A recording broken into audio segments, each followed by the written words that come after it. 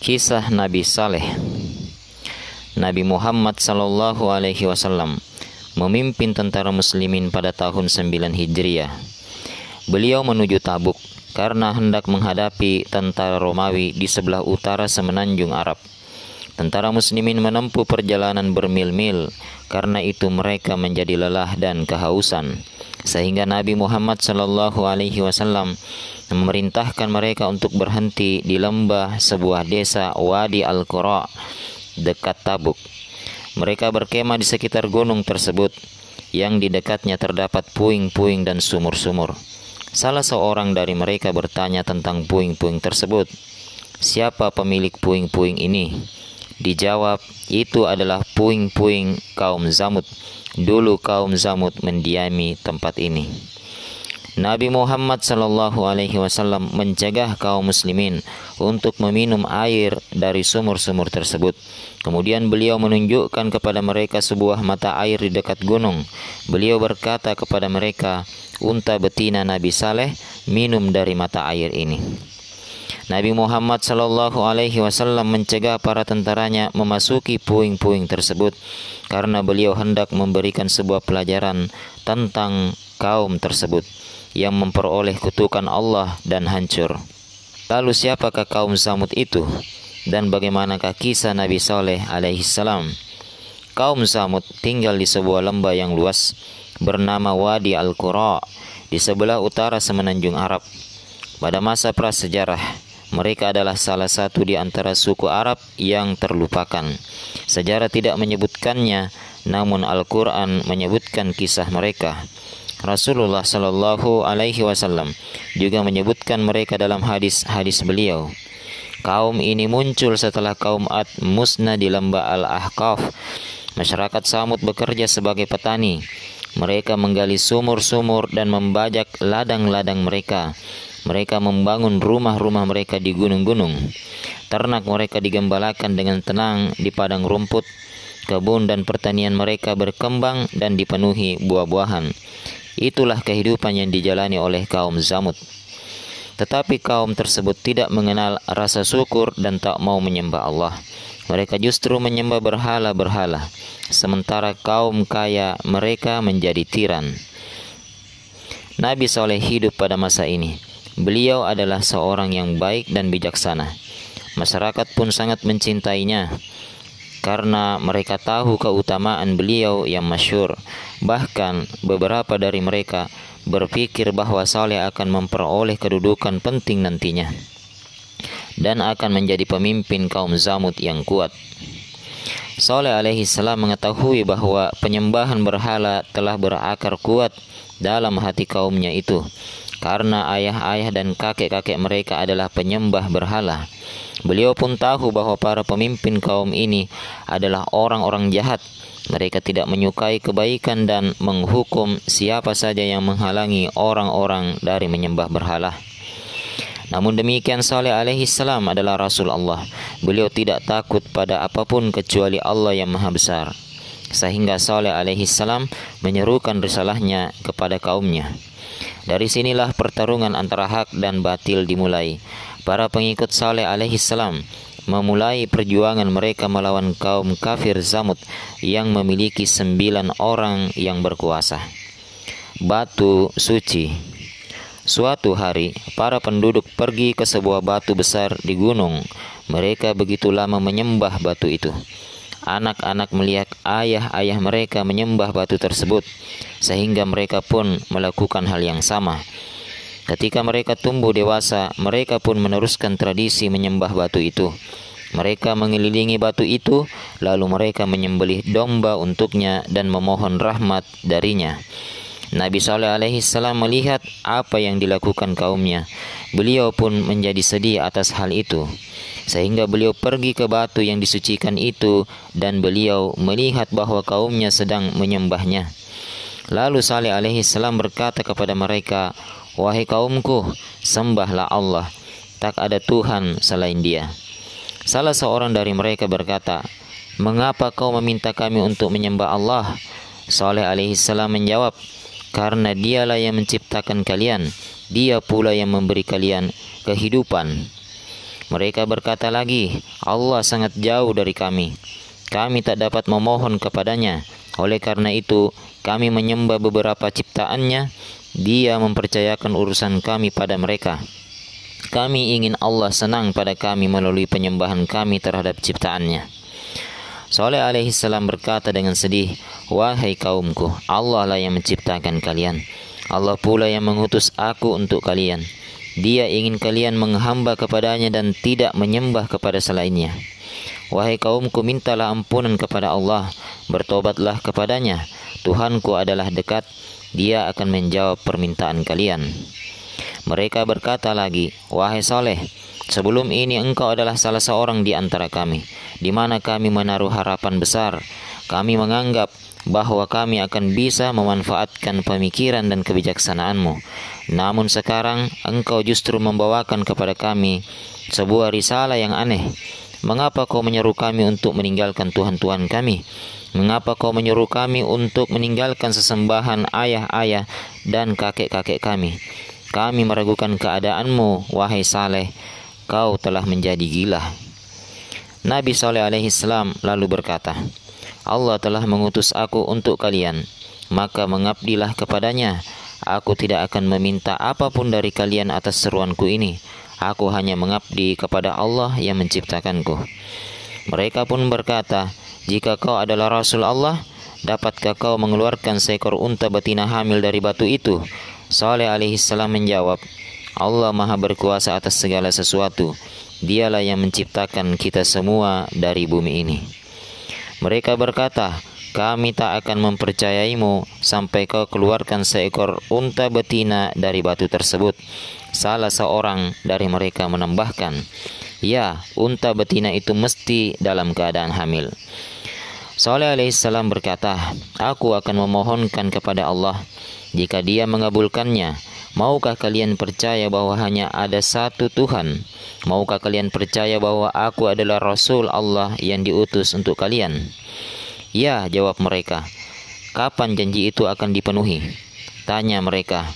Nabi Saleh pun menjawab, janji itu akan terpenuhi besok di sini. Unta betina Allah. Ketika fajar menyingsing, Saleh alaihissalam pergi ke gunung tempat batu itu berada. Tugas yang dibebankan kepada Saleh alaihissalam begitu sulit, karena kaumnya meminta kepadanya untuk mengeluarkan seekor unta betina hamil dari batu tersebut. Kaum Samud berkumpul di sekitar batu itu. Beberapa dari mereka meragukan Nabi Saleh alaihissalam. Beberapa di antaranya memandang batu tersebut dan yang lainnya lagi menatap Nabi Saleh alaihissalam.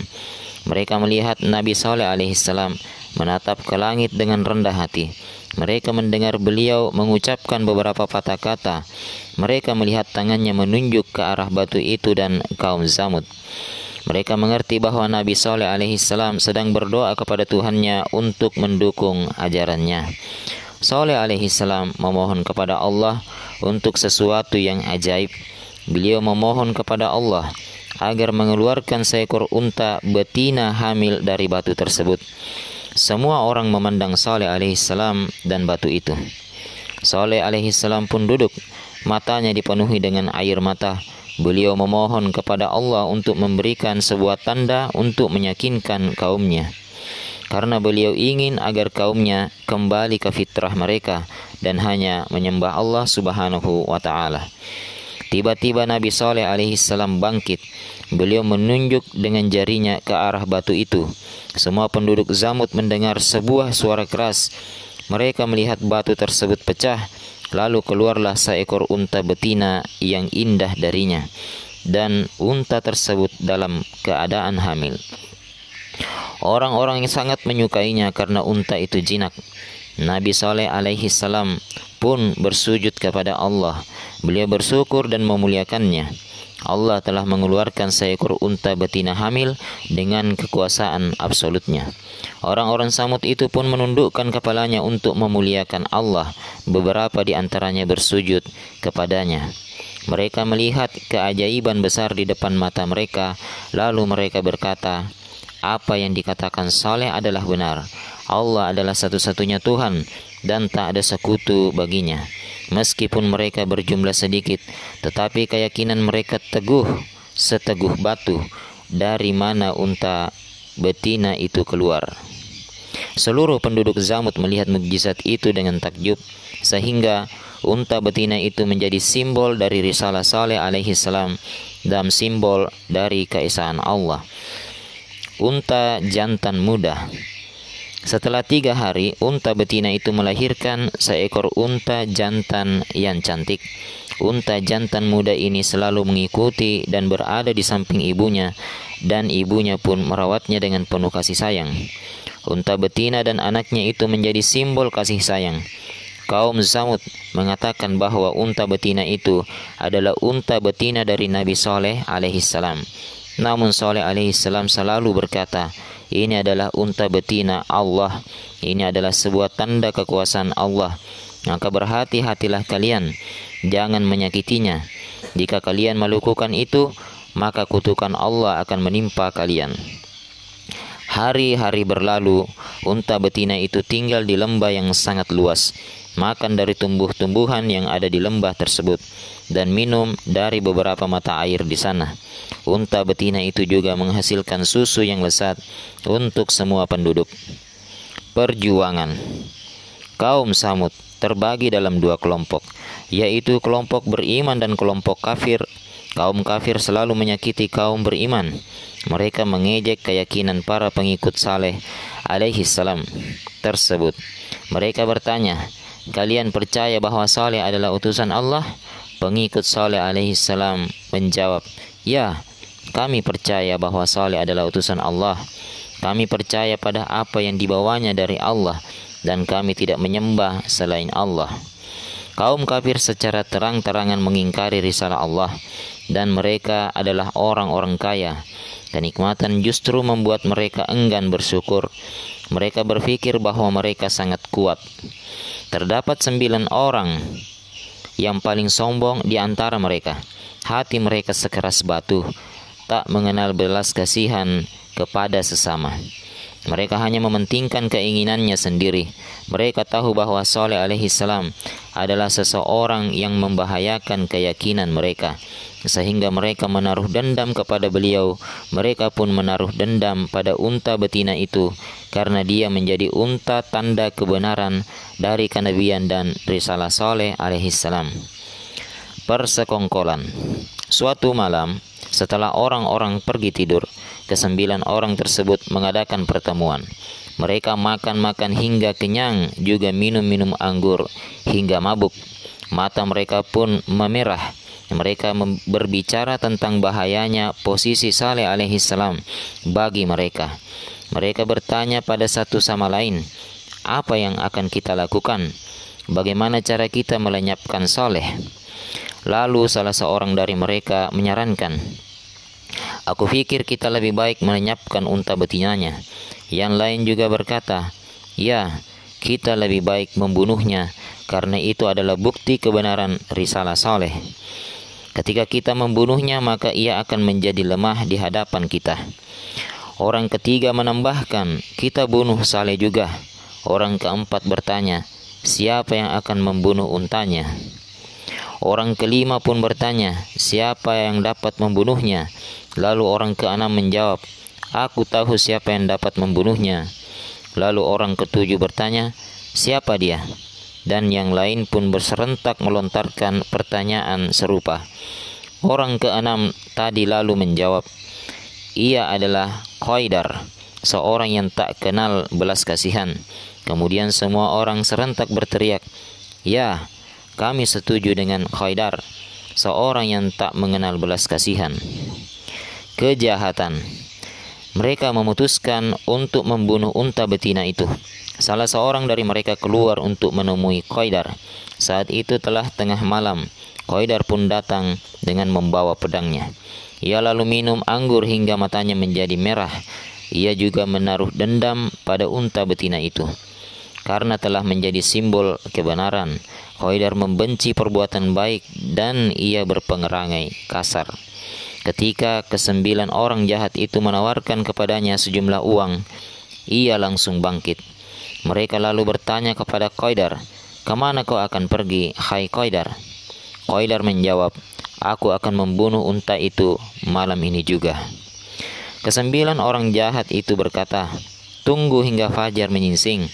Unta itu akan pergi ke mata air, sehingga kau dapat membunuhnya dengan mudah." Qaidar lalu menghabiskan malam itu dengan minum anggur, wajahnya menjadi menakutkan. Esok harinya, unta betina dan anaknya bangun dari tidur. Mereka pun pergi ke mata air untuk minum. Unta jantan muda bermain dengan gembira. Matahari pun terbit, sehingga padang rumput yang hijau terlihat seperti taman bermain yang indah. Unta jantan muda suka bermain-main di padang rumput itu. Induknya setiap pagi membawanya ke sana. Tetapi apa yang terjadi pagi itu? Mengapa unta muda itu tak bermain-main? Qaidar si penjahat itu tiba-tiba muncul. Ia menghadang unta betina dan anaknya. Ia menghunus pedangnya, sementara unta betina itu mencoba berbagai cara untuk pergi.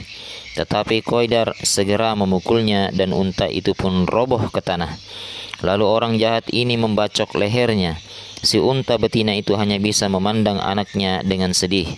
Anaknya menjadi ketakutan sehingga berlari ke arah gunung. Tak lama kemudian kesembilan orang jahat itu datang dan mulai menikam unta betina itu dengan belati mereka. Unta betina itu pun bersimbah darah dan akhirnya tewas. Unta jantan muda yang tak bersalah. Para penjahat itu tidak puas dengan hanya membunuh unta betina itu. Tangan-tangan mereka berlumuran darah unta betina yang tak bersalah itu. Mereka lalu memotong-motongnya menjadi beberapa bagian layaknya sekawanan serigala. Namun mereka tetap tidak merasa puas dengan itu. Mereka segera mengejar si unta jantan muda. Unta tersebut menjadi ketakutan dan lalu memanjat bebatuan di gunung. Ia mencari tempat untuk bersembunyi dari kesembilan orang jahat yang lebih kejam daripada serigala tersebut. Unta jantan muda itu berhenti di puncak gunung dan melihat induknya yang telah terpotong-potong oleh belati para penjahat. Ia juga melihat mereka yang membawa belati sedang mendaki gunung itu untuk membunuhnya pula. Unta jantan muda itu sudah tak menemukan tempat untuk lari.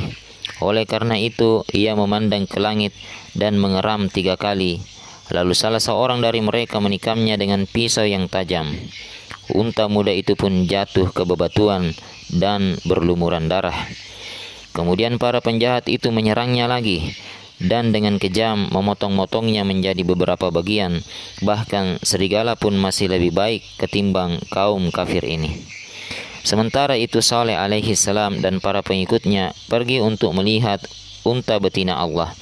Namun mereka tak menemukan apapun kecuali darah yang menodai tanah dan puncak gunung. Awan hitam pun muncul dari kaki langit. Langit terlihat menakutkan.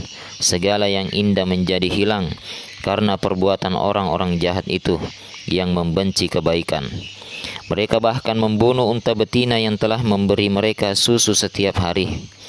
Mereka membunuh unta betina itu karena dia menjadi tanda kekuasaan Allah dan bukti kebenaran ajaran Saleh alaihi salam. Nabi Saleh alaihi salam lalu berkata kepada mereka, "Nikmatilah rumahmu selama 3 hari ini, karena hukuman Allah akan menimpa kalian. Kalian telah menindas orang lain, mengingkari ajaran Allah dan membunuh unta betinanya. Kalian juga tidak menyukai kebaikan." Kaum Samud tersebut tidak mau meminta maaf kepada Nabi Saleh alaihi salam. Walaupun mereka telah membunuh unta betina itu, mereka juga tak mau bertobat kepada Allah. Bahkan mereka bermaksud membunuh Saleh alaihi salam dan keluarga beliau. Mereka bertemu lagi dan memutuskan untuk membunuh Nabi Saleh alaihi salam di rumahnya. Lalu mereka akan menyiksa para pengikutnya setelah itu. Tetapi apa yang terjadi? Sebelum mereka melakukan pembunuhan tersebut, sebuah peristiwa mengerikan terjadi. Tiba-tiba awan hitam berkumpul di langit, menutupi bulan dan bintang-bintang. Lembah-lembah dan pegunungan menjadi gelap gulita. Saat tengah malam, petir menghantam dengan kuat dan menghancurkan kaum Zamud. tak ada seorang pun yang selamat dari petir itu kecuali Nabi Saleh alaihissalam dan para pengikutnya. Itulah akhir dari kaum Zamud. 4 hari setelah terbunuhnya unta betina itu, matahari baru bersinar lagi di atas reruntuhan orang-orang yang zalim tersebut.